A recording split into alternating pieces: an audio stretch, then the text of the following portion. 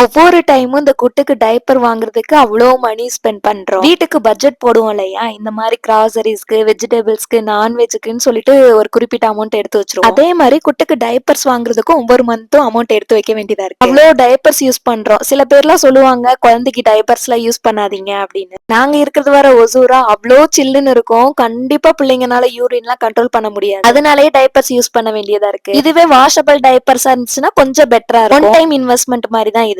ஒரு டைம் அந்த டைப்பர்ஸ் மட்டும் வாங்கி வச்சுக்கிட்டோம், ஒரு 200 டைம் வாஷ் பண்ணி யூஸ் பண்ணிக்கலாம். அப்படி ஒரு டைப்பர்ஸ் தான் இன்ஸ்டாகிராம்ல பார்த்தேன். டைனி பாட்டம்ஸ்ன்ற பேஜ்ல இருந்து 6 கிளாத் டைப்பர்ஸ் வாங்கிட்டேன். அவ்வளோ சாஃப்டா இருந்துச்சு. ஒரு 2 யூரின் வரைக்கும் அப்சர்வ் பண்ணுது. ஃபுல் காட்டன்ல இருக்கறனால ரேஷஸ் வராது, இரிட்டேஷனும் இருக்காது. சில டைப்பர்ஸ்ல எல்லாம் ஒரு பேட் மாதிரி இருக்கும், அது அவங்களுக்கு ரொம்பவே இரிட்டேஷனா இருக்கும். இது வந்து ட்ரவுசர் மாதிரி இருக்கறனால ஈஸியா போட்டு குட்டு போடுறதுக்குமே ரொம்ப கம்ஃபர்டபுளா ஃபீல் பண்ணா. உங்க குழந்தைங்களும் குட்டு மாதிரி அடிக்கடி யூரின் போறவங்களா டைனி பாட்டம்ஸ்ன்ற இன்ஸ்டாகிராம் பேஜ்ல இருந்து ஆர்டர் பண்ணிக்கோங்க. அப்படியே அவங்கள ஃபாலோவும் பண்ணிக்கோங்க. பாய்.